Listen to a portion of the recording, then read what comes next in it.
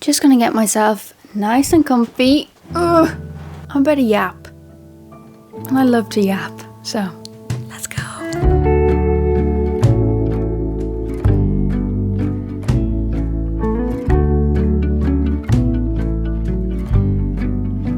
Hello everyone, welcome back to my channel. My name is Meg if you're new here, and I'm an ex-film student. We broke up.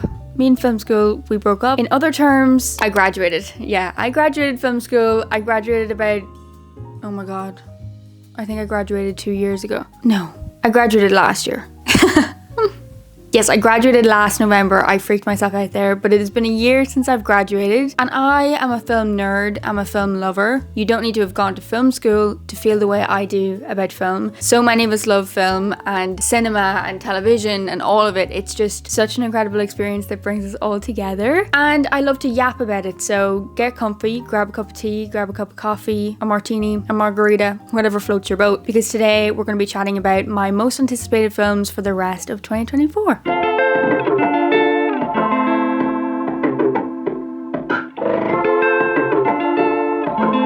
Now, you may be thinking, Meg, it's October, there's not much of 2024 left. How many more films could be coming out? In the film world, this is the prime time for film releases. This is where the general public get to see the films that have been doing the rounds in the film festivals for the past year. We're finally getting a glimpse into what it's like at the Cannes Film Festival, at the Venice Film Festival, at Sundance. Those films are all starting to come out, which is so incredibly exciting. So I have put together 4 of my most anticipated films for the rest of the year. There are so many films still to come out, and I will give my honorable mentions, but these are 4 that I have personally picked that really strike my interest and my personal taste. So my first pick for my most anticipated films for the rest of 2024 is Sing Sing.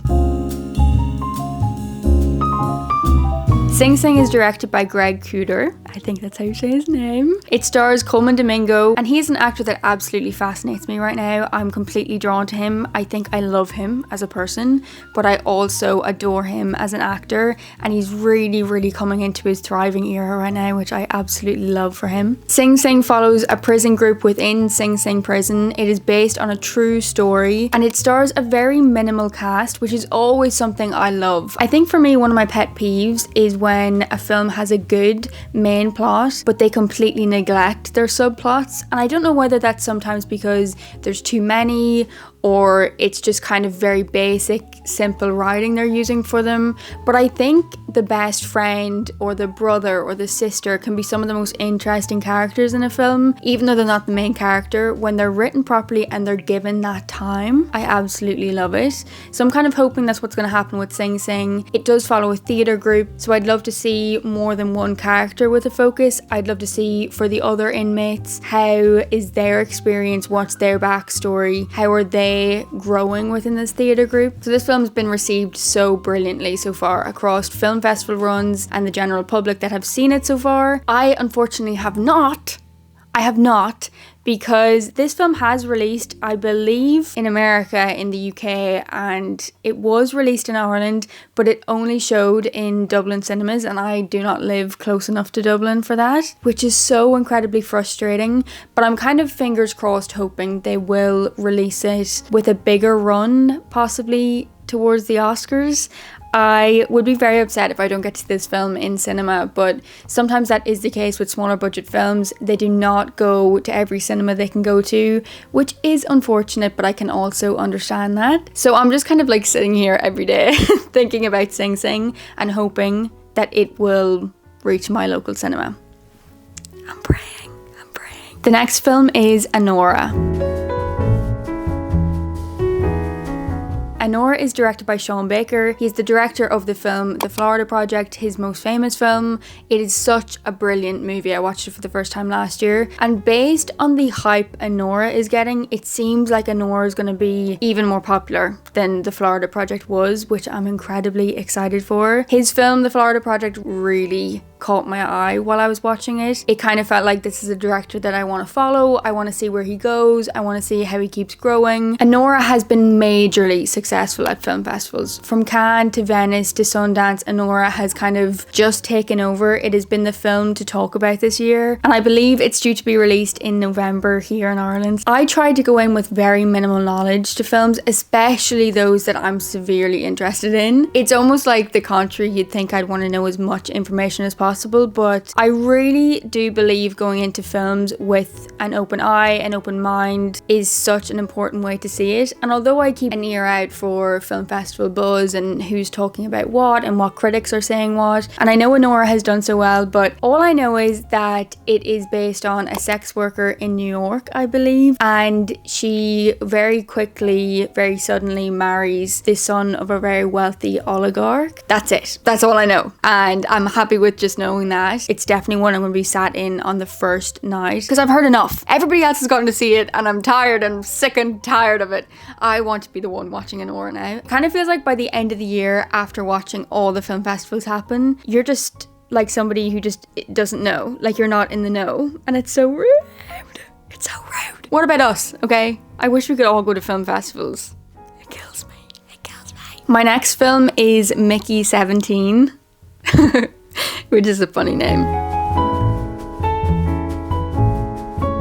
So the director of this film is the one and only Bong Joon-ho. I wrote, I think, 2 essays on him when I was in college. I absolutely adored his work. Memories of Murder, one of the best films I've ever watched. I know Parasite gets the most hype, and as it should. I absolutely adored Parasite. It is such a beautiful and incredibly done film. I watched that film as the last film I saw in cinema before COVID happened, and I'll never forget that cinema experience. I was like completely hooked. It was so incredible. But then I watched Memories of Murder because I got hooked on Bong Joon-ho after Parasite, and once I saw Memories of Murder, I was like, this film has changed me. There is a final scene in that film where the character breaks the fourth wall. I would consider myself a hater of breaking the fourth wall. I don't want to say that because sometimes it does work and I do understand it, but sometimes, I don't mean to be mean here, but I feel like breaking the fourth wall can be a bit of like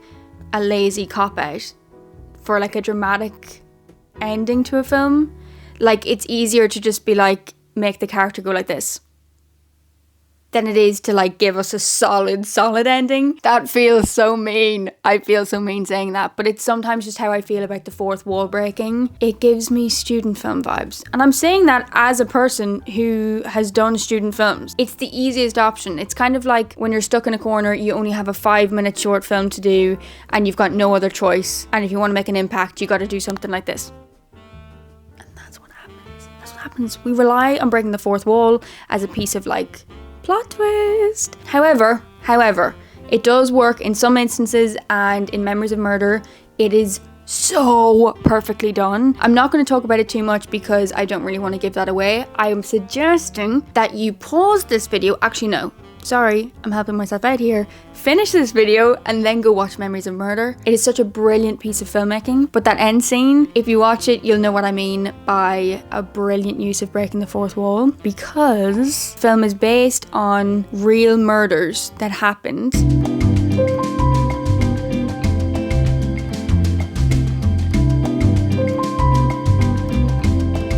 Sorry if that gave too much away. Okay, I don't think that gave too much away. Anyway, I don't understand why I've just gone on a tangent about breaking the fourth wall when we're not talking about that right now. We're moving on. But yes, Mickey 17 is directed by Bong Joon-ho, and it was filmed in 2022, but due to actors' strikes and other things, the film's kind of been pushed back. It stars Robert Pattinson, which is one of our greatest actors ever. Am I biased because I love Twilight? Absolutely not. But he is an actor to be admired. His work is incredible, and this film is a dramatic comedy, which I'm so excited about because I think Robert Pattinson is really funny. But yes, the plot is mostly kept under wraps within this trailer, which I love. I love a trailer that gives us the vibes of a film but doesn't give us too much of the plot, which is perfect. So yes, I will be sat for Mickey 17. I love Bong Joon-ho and I love Robert Pattinson, so what's not to love? What's not to be excited about? So before we get to my most anticipated film of the year, I'm going to run through a list as long as my arm, of other films that are coming out that I'm also very excited about. But if I talked about each and every one of them, we would be here for 4 hours. Nobody loves to yap about films more than I do. Any excuse I get. This is me if I'm talking to people that I don't know. I'm basically just quiet, silent, thinking, wondering when I can leave. And then I hear from across the room somebody saying, did anybody love La La Land as much as me?